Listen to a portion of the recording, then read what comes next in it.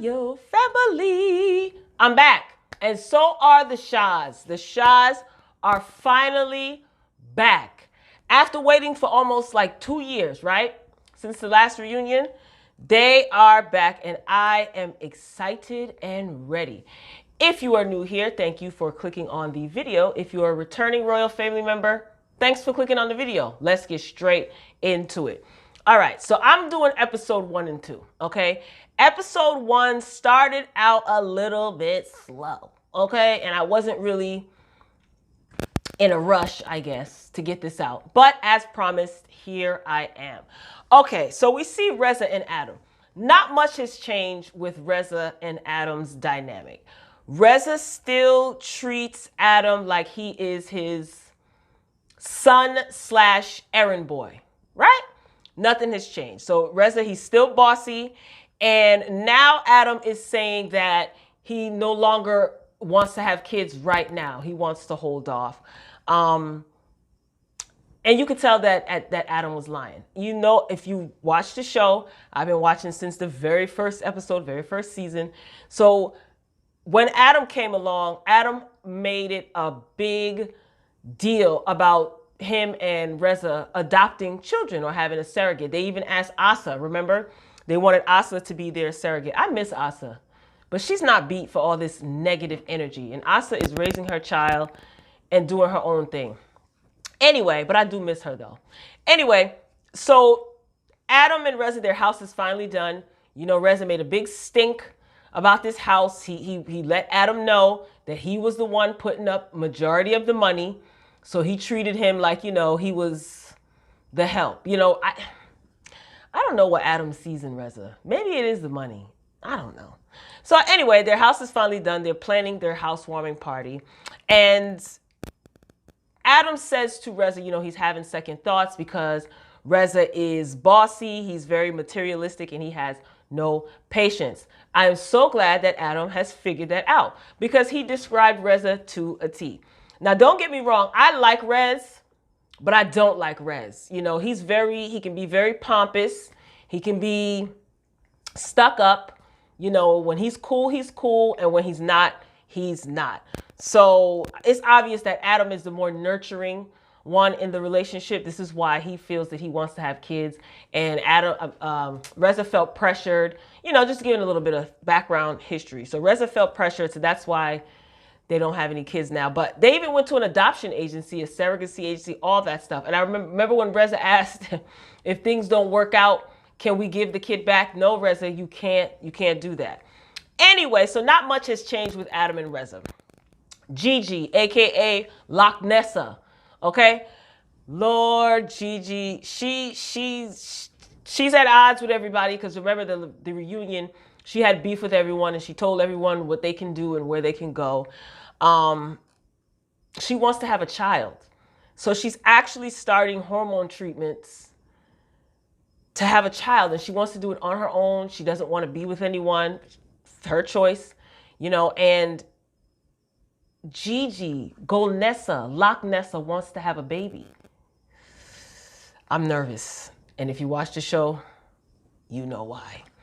We move on. We see Destiny. She's back. Now, I like Destiny. She's newer to the crew, but she meets up with Mike. And I always said that I wanted to see Destiny and Mike together, but Destiny's not having that. Mike is a mess. You know what I mean? He has a new girlfriend. Mike has this persona as a player. He has a hard time being faithful, as we've seen. His new girlfriend is 28 years old. Mike is 40.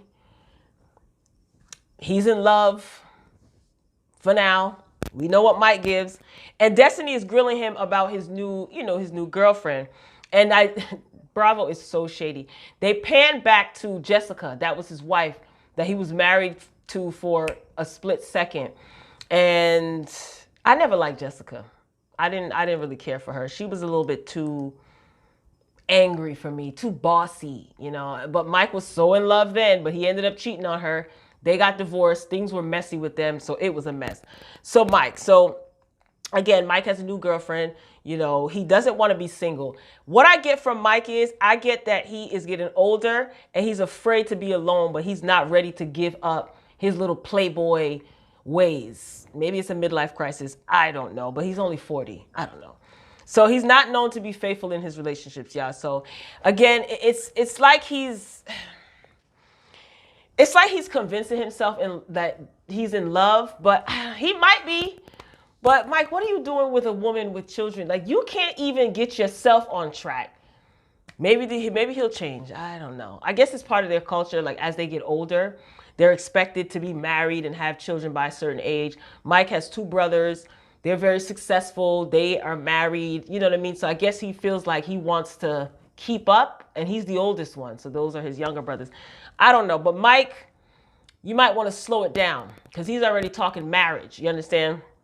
Anyway, who do we see now? Oh, Lord, Gigi and Destiny. They meet up for lunch, and Loch Nessa, as they call her, she showed up. You know, she's all unhinged. They start talking about whether or not Gigi put her hands on somebody. They pan back to show all of the aggressive scenes with Gigi. Gigi just, she flies off the handle very, very, very quickly. So she's getting all loud in the restaurant. Then she steps out the restaurant. She takes a couple of puffs, you know, on her green, and she comes back in, and she is nice and peaceful and talking calm. Whatever you got in that pen, girl, keep it, because she definitely needs it. So fast forward, again, we're still on episode 1, Reza's party. He did end up inviting Gigi because at first he wasn't going to. Adam and Gigi ironed their things out from last season, but Reza was still ticked off with Gigi, so he invited her, you know, and it ended up being all good. So all of the Shahs are in attendance except for MJ. Reza's backyard was beautified, you know, by that guy. He's with Vanderpump. I forgot his name. His face looks like plastic. Anyway, so he turns out that backyard looks great. You know, why am I saying Ebony? Destiny. Oh my God. Destiny, she is the one in charge of the drinks because she's, you know, a guru at making cocktails or what have you. So she's in charge of the drinks. So she has a drink on the menu, yada, yada. Anyway, so this is the first time that Reza is meeting Mike's new girlfriend, which he is smitten for. He likes her. You know, he thinks that she's beautiful. She looks like money. And of course, Reza would notice that she has good jewelry. So he made mention of that. So he likes her. Gigi shows up. Reza, they end up piecing things out for now. Because I guarantee you, before the season is over, they will all be at each other's neck. Trust me, this is how it always happens with these Shahs. So Gigi looked great in her all white. Okay. So she showed up. You know, they pieced everything out. Her and Reza talked. Gigi was going to leave because she saw Shervin. Shervin was instrumental in, I guess, the deterioration of her marriage with, I forgot his, Shalom. I think that's his name. Remember Gigi got his name tattooed on her?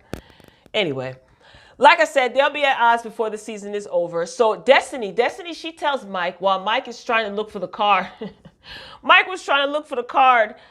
He sent Reza huge flowers, and the card was there. So he tells Reza, like, you know, those flowers were for me, but, you know, we can't find the card. So Mike is just trying to look for the card, and Destiny comes up to him and says, look, I got some tea on Adam, and I need to tell Reza, but I don't want to tell him by myself. You know what I mean? I need to talk to him. So Mike's like, all right, come on, let's sit him down. So Destiny, Mike, and Reza, they sit down. Mike starts the conversation, and, you know, Destiny basically tells him what she knows about Ali or whatnot. Mike said, make sure whatever you heard, Destiny told you, because I didn't say nothing. Now, Reza was so grateful to Destiny and Mike. He was very grateful that they came and told him and about Adam and these questionable text messages, and word on the street is that when Reza is out of town, Adam is playing naked Jenga at the house with people. So Reza received it. He didn't get mad at Destiny. He didn't get mad at Mike. He says, I really appreciate it. Thank you for telling me. I always want to know. So it seemed like everything was all good. I am caught up on all the episodes, so it wasn't all good. So episode ends with Reza pretty much confronting Adam after all the guests leave. He asks Adam, when I'm away, do you play naked Jenga while, like, I'm out of town? Adam's like, No. Guilty as charged. That's where the episode ends. So we move on to episode 2, and it picks up where it left off. So you can tell by Adam's body language that he was not telling the truth. So he ends up walking off. He locks himself into one of the rooms, and Reza ends up going in, and he chews him out. He tells him that he was stupid for sending these text messages, and if it's true, this guy Ali, you let him into our lives. I don't want anything to do with him. Reza's basically saying that he's a clout chaser. Reza says, I'm going to get to the bottom of this. But he chews Adam out. He chews him out. So Adam actually kind of told the truth behind closed doors, said that he sent text messages, yada, yada. You can tell that he sounded like a little boy that was being scolded. So you can tell he also feels embarrassed. So we fast forward, and Reza, he ends up meeting up with Ali about this situation. So he spazzes out on Ali, who said that Adam was sexually harassing him and others, people at the gym. He showed him printouts of the text message.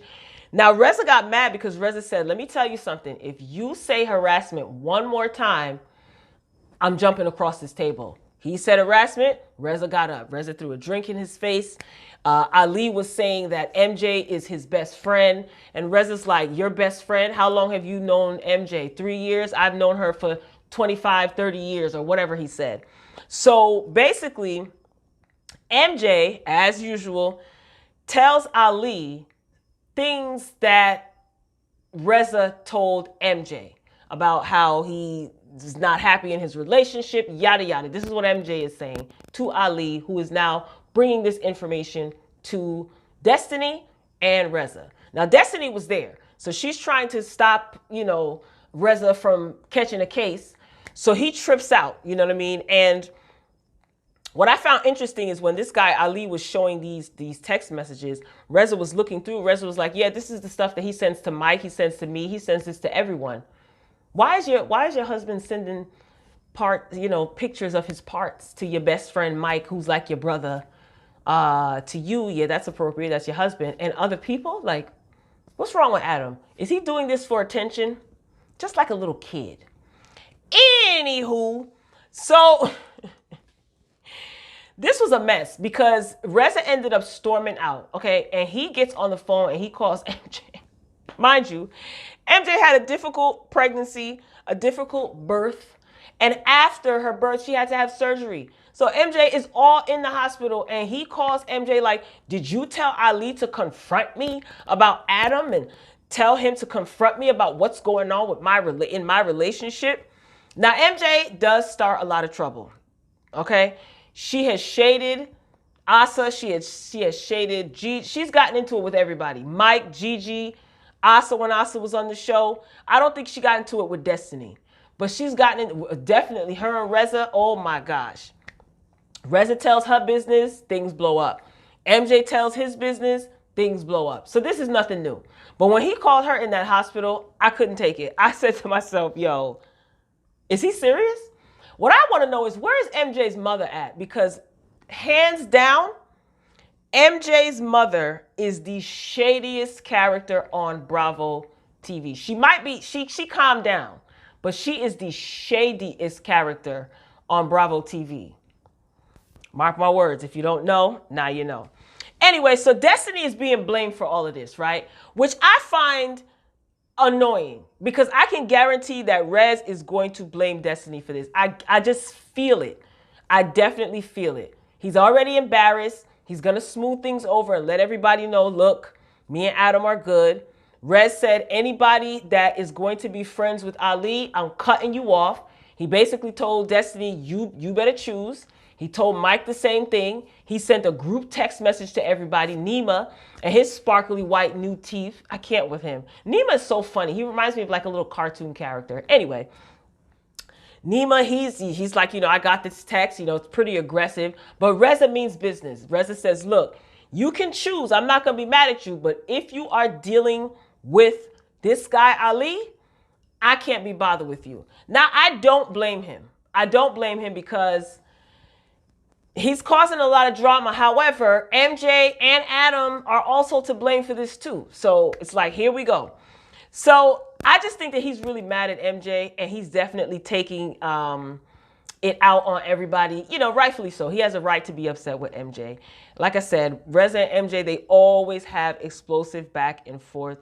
MJ's been phony, Reza's been phony, but I think because they've been friends since high school, they hold on to their relationship. They've had some knock down, drag out fights. Like it's been bad. Okay, it's been bad. Anyway, do you think Reza was wrong for calling MJ while she was in the hospital? Now, MJ said that during her difficult pregnancy, Reza hasn't been there for her. And I'm just saying to myself, like, what do you expect? Yes, you guys are friends. I guess you guys have a weird friendship, a long friendship. But Reza definitely has shown times where he hasn't been there for you. And you've shown times where you haven't been there for him. When MJ's father died, though, everybody pulled together and everyone was there for her, which was good, which was definitely good and appropriate. Now, let me tell you something about Tommy, which is MJ's husband. I know Tommy is not going to be happy about this, and because he doesn't play about his MJ. He loves that girl. Anyway, so I just feel like Reza's done the same thing to MJ before. So, I mean, in the past, so now they're even. I mean, it's shady. It's all shady, but this is what they do to each other. So we move on to see Mike host Passover dinner at his house. He did a beautiful job decorating. Everything looks great. This was really, really good, especially for Mike. So Reza ends up bringing up the business venture that Mike is in cahoots with his brothers. So they have a rental property that's been in their family. I think the father owned it, the parents owned it, and they were going to sell it. But Mike is like, no, let me take it over. So he's looking to his brothers to invest, both his younger brothers to invest, but he does not want his brothers to take over anything. It's not a partnership. He wants to draw salary. So Reza brings this up, and when Mike tells him how it's going to go down, he basically tries to embarrass him. He's like, you guys are going to let Mike take this over? And, he tells his mother asks, what's his opinion? Mike's mother. Reza tells him. Now, Reza always does this. And I think it's because Reza and Mike were in business together, because Reza does commercial real estate. Mike used to do residential. Then Reza convinced him to do commercial. That flopped. He had a multitude of other business ventures that kind of fizzled out, right? So it's like Reza always tries to sun Mike in that department as far as getting his life together and helping him with so many things. And I just feel like he treats Mike like Mike is a kid. You know what I mean? And it's like, even if you had your opinion about this business venture, because Reza has been very helpful to Mike over the years and he gives him good business advice. And Rez knows about real estate, right? Commercial and residential. But you had to do that in front of everybody at this beautiful dinner. Let Mike marvel in the fact that he put on a beautiful Passover dinner. He got his new woman with him. You just had to make that man look like he was this small. Reza thinks he's better than the rest of the cast members. You know what I mean? But they've been friends for so long, so I guess they're used to it. Mike feels that he pretty much has to do this on his own to prove to his parents that he can succeed at something, because both of his younger brothers, they're successful. So he feels like he's like the black sheep. So again, Mike is 40 he is 40, right? Yeah, he says he's 40, whatever. He's in his 40s, if not 40. So he feels like it's time for him to kind of take a hold of something and do something. He feels like this about every business venture. But his father and his mother is saying, you can't do this by yourself. You're going to have to hire someone to help you. Mike doesn't want to do that. He wants to prove to his parents that he can do this, and he just wants to make them proud. And I get that, but Mike, don't be stupid because of your pride. You've had many business ventures, and there's nothing wrong with that. At least you tried, you understand? But this is a big one, because this is something that has been in your family, and your parents wanted to sell it, but you convinced them, nope, you can take it over. It's a good idea, but maybe you should definitely hire some help, because if you screw this up, your father especially is going to be pissed, and your mother is not going to let you live this down. So I already talked about MJ, so that's it for these two episodes. MJ, yeah, she had to have a hysterectomy right after giving birth. Now, she has had difficulty getting pregnant. You know, she did freeze her eggs. So she was adamant about the fact that she is going to be a mother. So it's good to see that she actually had her baby boy. Tommy, he's ecstatic. You know, he wanted to be a father as well. So I wish the best for the two of them, but it sucks because she had to have a hysterectomy. So she says she's not going to be able to have another baby. So thank God she's okay, because they had to do emergency surgery after she gave birth to her baby. But I like Tommy. That's my main man, Tommy. So that's episode 1 and 2, y'all. I know I'm late, but better late than never, you know? So if you enjoyed the commentary, please be sure to hit the thumbs up button. Get down in the comments. Let me know what you think. I am going to be working on episode 3, so that way I am all caught up. So Royal Family, I will meet you down in the comments. Keep it respectful as always. And until next time, peace.